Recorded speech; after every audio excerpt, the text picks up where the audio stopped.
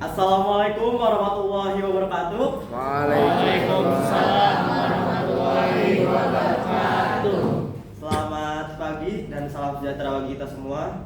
Yang terhormat Pak Gan selaku guru seni budaya kelas 10C dan teman-teman semua yang saya sayangi dan saya banggakan. Alhamdulillahirobbilalamin, kita ucapkan puji syukur karena kita dapat berkumpul di kegiatan pembelajaran pada hari ini. Tanpa lama-lama ya, karena waktunya juga nggak panjang, langsung saja untuk membuka acara atau untuk membuka pembelajaran pada hari ini, marilah kita bersama-sama mengucapkan basmalah agar pembelajarannya berjalan dengan lancar. Bismillahirrahmanirrahim. Baik, karena sudah saya buka, hadirin yang saya banggakan bolehlah dan saya hormati bisa dipersilakan berdiri karena kita akan menyanyikan lagu kebangsaan Indonesia Raya.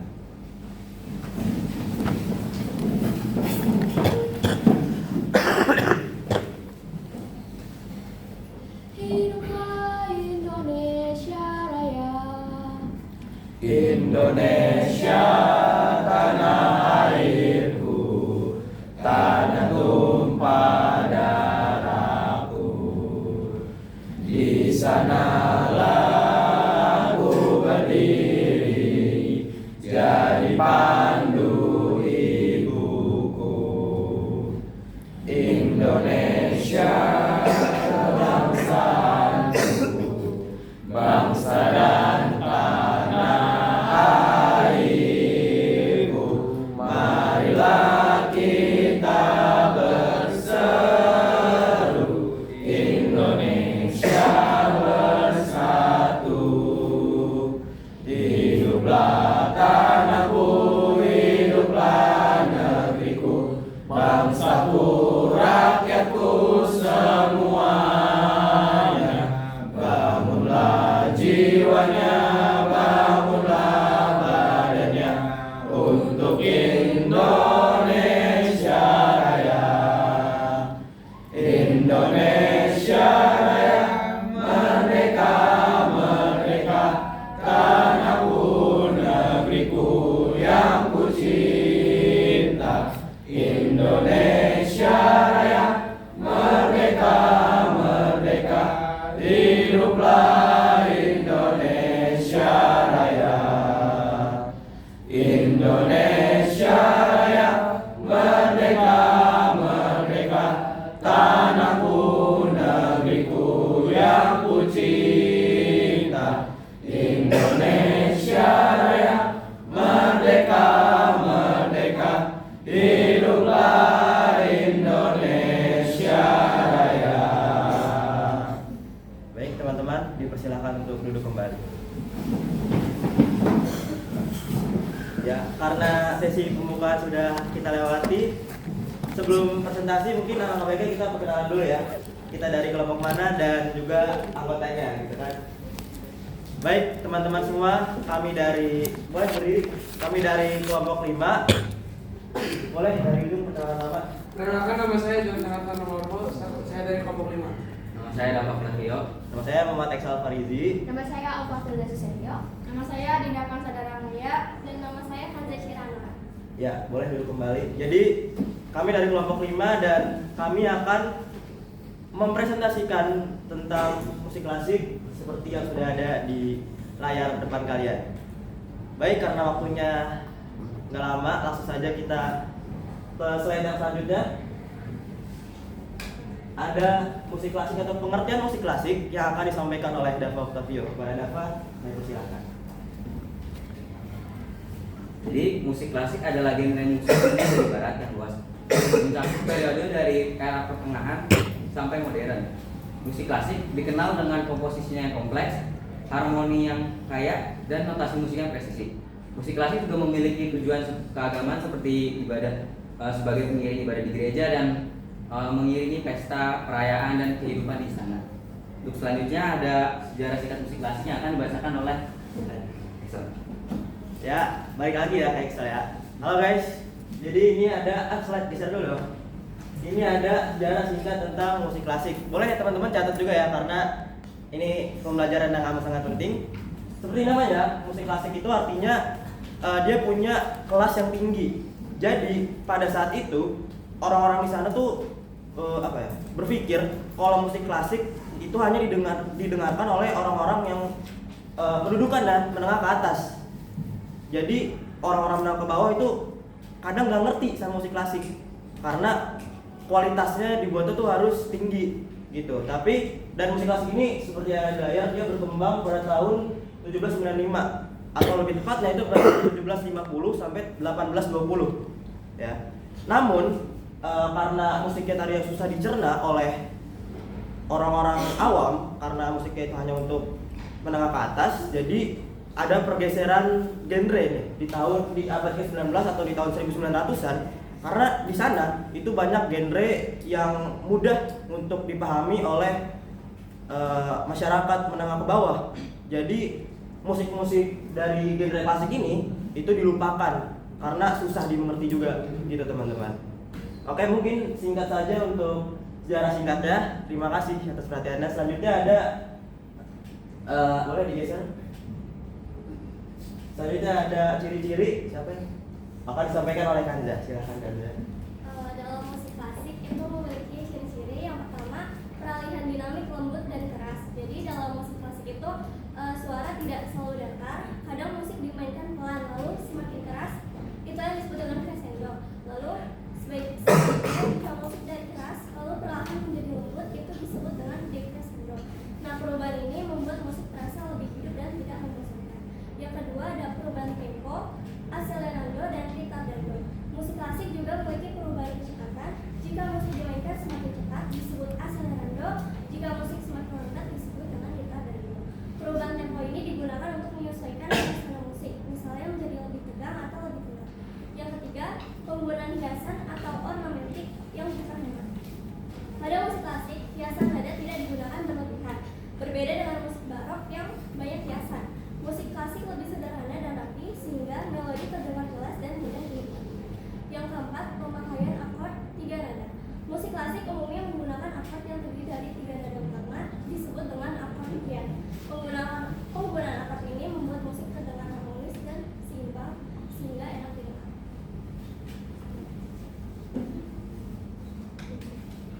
Berikutnya ada contoh dari alat musik klasik. Yang pertama itu ada alat musik gesek atau gesek. Yang pertama contohnya itu ada biola yang berasal dari Italia Utara dan kontrabas yang berasal dari benua Eropa. Alat musik tiup atau wind. Yang pertama ada klarinet yang berasal dari Jerman dan trompet yang berasal dari Mesir kuno.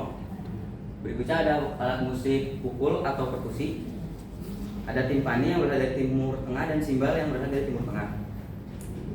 Ada alat musik papanada atau keyboard. Ada piano dari Italia dan harpsichord dari Italia. Dan ada alat musik dawai atau petik. Contohnya ada gitar klasik yang berasal dari Spanyol.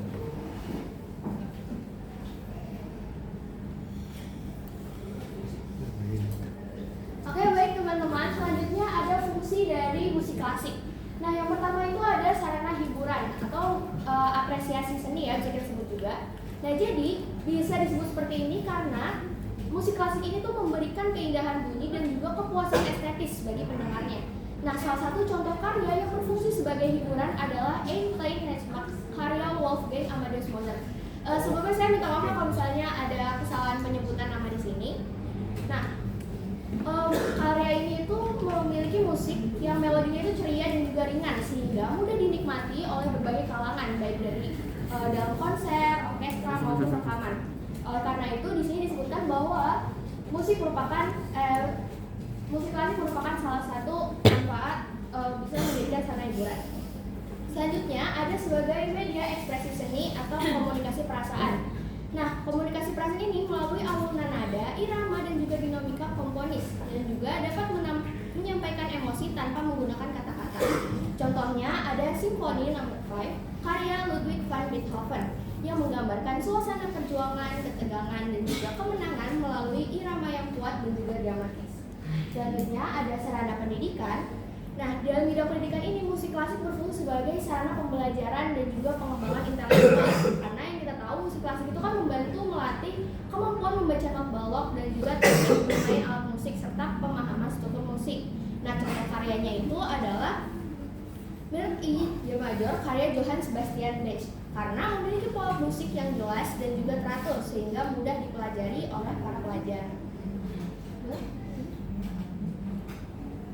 Selanjutnya ada meningkatkan konsentrasi dan ketenangan.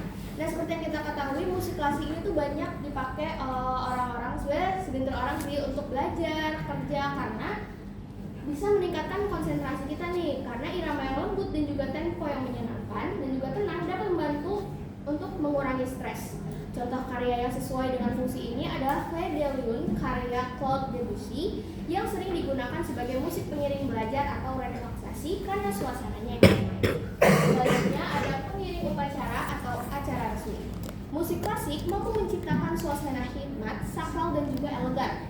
Salah satu karya yang sering digunakan dalam pernikahan dan acara formal adalah Canon in D Major karya Johann Pichabod karena aluannya itu yang tenang dan juga berkesan mendalam. Dan yang terakhir ada sarana terapi musik. Dalam terapi musik, karya-karya musik klasik ini dipercaya dapat membantu menurunkan tingkat kecemasan dan juga meningkatkan ketenangan emosional. Contohnya adalah Piano Sonata nomor 16 karya Wolfgang Amadeus Mozart yang memiliki ritme seimbang dan juga harmonis, sehingga sering digunakan dalam terapi untuk membantu relaksasi dan juga kesehatan mental. Selanjutnya ada manfaat musik klasik yang akan dijelaskan oleh Adinda.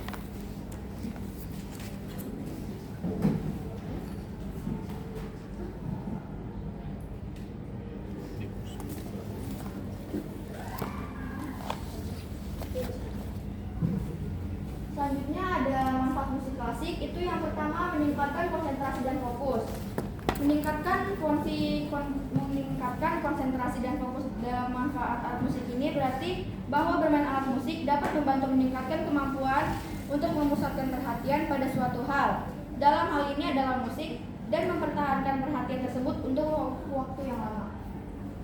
Selanjutnya yang kedua ada membantu meningkatkan daya ingat.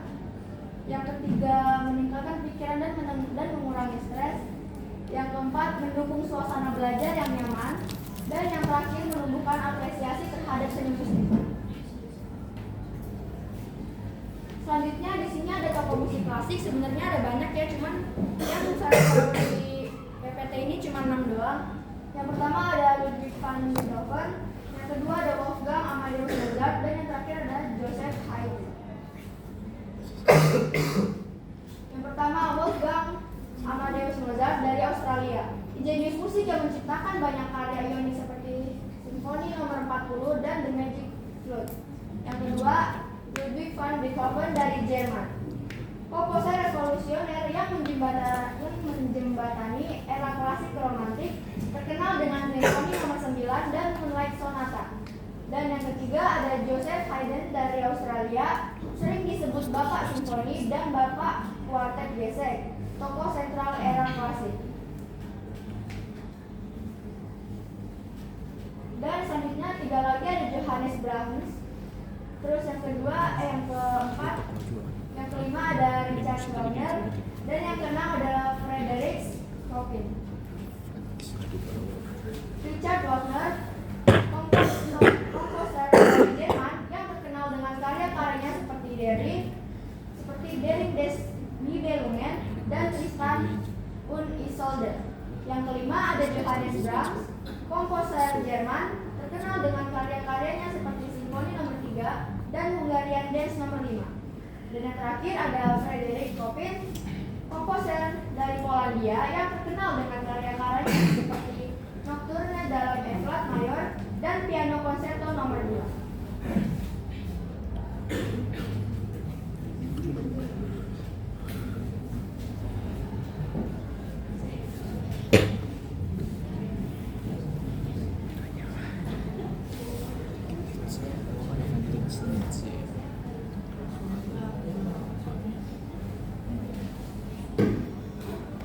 Nah, kali ini saya membahas salah satu alat musik Klasik ya?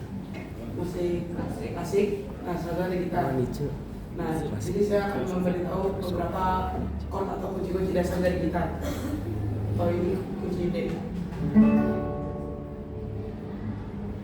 Ini C.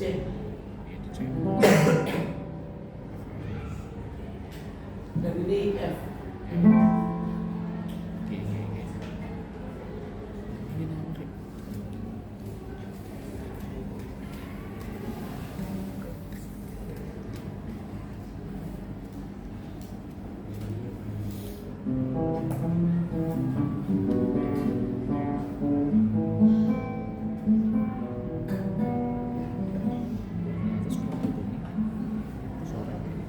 jadi itu contohnya mungkin teman-teman ya itu presentasinya. Mungkin kalau ada kurang nanti dulu boleh ditanyain kalau ada kurang ya teman-teman ya. Oke. Baik, kita langsung aja ke sesi tanya jawab. Tapi sebelumnya saya mau nanya, ada berapa kelompok sih sebenarnya? 6 6 ya? 6 dengan 6 sama kita kan? Udah berarti 7 jadi 7 7 sama Kak. 7 sama kita, ya udah. Pertanyaan pertama dari kelompok 1, 2, 3, habis itu dari 4, 6, 7. Gitu aja ya teman-teman ya. Kelompok 1 boleh pertanyaannya karena sudah dibuka. Oke, perkenalkan saya Paulia dari kelompok 1. Di sini saya ingin bertanya. Kan tadi di manfaat dijelaskan alat musik klasik dapat meningkatkan daya ingat. Nah, itu kayak gimana sih cara meningkatkan daya ingatnya? Kayak kita nggak bisa dijelasin kayak gitu aja kan. Harus kita lihat juga kayak emang cuma musik klasik aja tuh yang bisa ningkatin daya ingat. Ini kan buat Gitu. Kayak ya saya cuma minta dijelasin aja. Terima kasih. Terima kasih siswa dari kelompok 1. Dicatat sudah? Oke, lanjut ke kelompok 2, boleh. Apa? Nggak mau nanya? Oh, nanti. Oke. Tapi kelompok 3 itu kelompok 2 ya? Oke, kelompok 3 boleh silakan. Oke, semuanya selamat pagi. Selamat pagi. Nama saya Sri Jelena Simamora, saya dari kelompok 3 dan saya mewakili kelompok saya untuk memberikan pertanyaan untuk kelompok 5. Kelompok 5 betul. Oke, jadi yang seperti kita sudah dengar berdasarkan presentasi dari kelompok 5, di situ mereka menampilkan sejarah dari musik klasik. Betul. Nah, di sini mungkin saya mau bertanya nih karena saya kan nggak tahu nih, saya orang awam. Nah, bagaimana sih sebenarnya penyebaran musik klasik itu di Nusantara? Kan tadi ditampilkan cuma hanya di Eropa. Karena dari tokoh-tokohnya juga yang istilahnya kayak pionir dari musik-musik klasik juga kebanyakan dari Eropa kan. Nah, gimana sih sebenarnya penyebaran musik klasik itu bisa datang ke Nusantara dan bisa menyebar? Seperti yang kita sudah ketahui kayak gitar sekarang banyak banget yang main kan. Nah, udah sekian dari saya, terima kasih. Terima kasih Ya. Esther dan juga kelompok 3. Yuta boleh kelompok 2. Boleh kelompok 2 pertanyaannya. Ayo, masih ada kelompok. Suaranya tolong Mas ya. Jadi saya mau bertanya nih, apa perbedaan utama antara musik klasik barat dengan musik klasik timur? Apa? Apa perbedaan musik klasik barat dengan musik klasik timur? Udah, itu aja. Itu saja pertanyaan saya. Oke. Baik, terima kasih kelompok 2 dan Rafa. Boleh ada yang sudah bisa menjawab? Baik, Dafa akan menjawab pertanyaan dari kelompok 1. Silakan Dafa. Izinkan saya untuk menjawab pertanyaan dari kelompok 1. Jadi kenapa musik klasik itu bisa meningkatkan daya ingat? Karena yang kita tahu ya, musik klasik itu bisa dibilang pembawaannya itu tenang ya. Dibandingkan dengan beberapa genre, kita ambil contoh dari genre musik modern yang kayak pop itu kan dia banyak yang berisik dan lain-lainnya ya. Misalkan kita pakai ini untuk misalkan belajar, kalau kita pakai lagu genre begitu, ujung-ujungnya itu kita malah vibing sama lagunya, bukan fokus ke belajar. Sementara kalau misalnya kita pakai musik klasik yang pembawaannya itu lebih tenang, terus juga lebih gampang buat kita konsentrasi, itu juga bisa bikin kita tuh mudah mengingat apa yang kita pelajari gitu. Contohnya, kenapa musik klasik itu bisa meningkatkan daya ingat? Baik, semua sudah jelas? Sudah terjawab ya? Baik. Terima kasih. Terima kasih Dafa. Selanjutnya pertanyaan siapa yang mau dijawab dulu? Mati dulu kan? Dulu mau apa? Esther sebentar ya, kita jawab punya Rafa dulu, nggak apa-apa ya? Oke, siap-siap. Rafa, boleh silakan Rafa. Oke, jadi izin menjawab pertanyaan Rafa tadi, yaitu perbedaan utama dari alat musik klasik barat dan juga musik klasik timur ya. Nah, jadi yang pertama itu perbedaannya ada di sistem nada dan juga tangga nada. Jadi kalau misalnya tangga yang dari musik klasik barat itu dia menggunakan tangga nada diatonis yang terdiri dari 7 tangga nada, yaitu do, re, mi, fa, sol, la, si.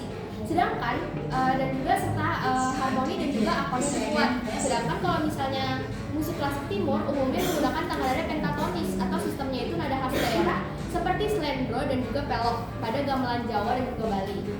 Nah, perbedaan kedua itu ada di struktur dan juga penulisan musik. Kalau musik klasik barat itu memiliki strukturnya itu sangat teratur dan juga biasanya ditulis dalam not balok. Setiap karya memiliki bentuk yang jelas seperti sonata, simfoni, atau konserto. Sedangkan kalau musik klasik timur itu umumnya tidak selalu ditulis menggunakan secara rinci gitu, melainkan diwariskan secara lisan dan mengandalkan ingatan serta juga tradisi. Dan selanjutnya perbedaannya adalah alat musik yang digunakan. Kalau musik klasik barat biasanya dimainkan dengan alat musik seperti piano, biola, cello, flute, dan juga alat musik orkestra. Nah, sedangkan kalau alat musik klasik di timur itu menggunakan alat musik tradisional khas daerah seperti yang disebutkan sebelumnya tuh warisan daerah atau sudah seperti tradisi ya, seperti gamelan, sitar, guzeng, samisan, dan epung. Dan juga alat musik petik atau pukul lainnya yang memiliki karakter atau bunyi khas budaya setempat. Dan yang terakhir ada fungsi dan juga latar budaya. Kalau musik klasik itu berkembang sebagai seni pertunjukan dan hiburan istana. Sedangkan timur lebih erat kaitannya dengan ritual adat dan juga keagamaan dan juga kehidupan masyarakat, sehingga fungsinya tidak hanya sebagai hiburan tetapi juga memiliki nilai spiritual dan juga budaya. Terima kasih. Ya baik, sudah terjawab Rafa? Oke, nah kita lanjut ya ke pertanyaan dari kelompok 3. Silakan Andi menjawab pertanyaan dari kita. Izin menjawab ya, Stan. Sebelumnya pertanyaannya bagaimana penyebaran musik klasik di Nusantara, apa benar? Betul. Jadi kesimpulannya itu penyebaran musik klasik di Nusantara terjadi melalui pengaruh bangsa Eropa pada masa kolonial, terutama lewat gereja, pendidikan, dan pertunjukan resmi. Musik klasik sendiri itu kemudian dikenal masyarakat dan mengalami perpaduan dengan budaya lokal sehingga turut mempengaruhi perkembangan musik modern di Indonesia. Di Nusantara juga, musik tidak hanya dipengaruhi Eropa, tetapi juga budaya India, Tiongkok, dan Arab yang masuk melalui perdagangan dan agama, lalu berpadu dengan musik tradisional setempat. Saya izin nambahin ya dari jawaban Nadine. Jadi gini, musik klasik itu datang dari Belanda era kolonial. Jadi ini nyambung sebenarnya sama pertanyaan Rafa. Belanda kan dari barat, dari Eropa. Dan waktu itu, waktu kolonial, musik klasik itu dipakai untuk hiburan petinggi Belanda. Setelah itu musik klasik ada tuh di radio Indonesia. Itu buat hiburan juga sebenarnya, tapi ada di radio Indonesia sama di orkestra Indonesia. Ya, karena mereka mengembangkan. Nah, setelah ada di radio dan orkestra di Indonesia, baru tuh pecinta-pecinta lagu itu mengolah lagu itu untuk menjadi lagu kontemporer. Begitu Esther. Udah jelas? Jelas ya. Makasih. Terima kasih kelompok 5. Iya, sama-sama. Itu ya untuk sesi pertama udah jelas. Kita lanjut ke sesi yang kedua dari kelompok 4, kelompok 6 dan kelompok 7. Kelompok 4 boleh? Gimana kelompok 4? Ya, silakan. Suaranya. Mohon ya. Diri dulu mungkin. Perkenalkan, nama saya Naila Fajarman, perwakilan dari kelompok 4. Izin bertanya ya, apa saja periode utama dalam perkembangan musik klasik dan apa ciri khas yang membedakan periode klasik dengan periode romantis? Oke. Itu saja? Ya. Oke, makasih. Selanjutnya ada kelompok 6. Perkenalkan, nama saya. Sabar pelan-pelan dulu. Ya, oke. Perkenalkan, nama saya Nadira dari kelompok 6. Saya izin bertanya, jika kan musik klasik ini biasanya tuh dimainkan dengan alat musik kayak biola, terus trompet dan alat musik khas daerah yang tadi disebutkan. Nah, kalau musik klasik ini dibuat ulang pakai alat musik elektronik kayak misalnya pakai drum elektrik, itu bisa nggak? Oke. Makasih. Makasih Nadira. Lanjutnya kelompok 7 dipersilakan.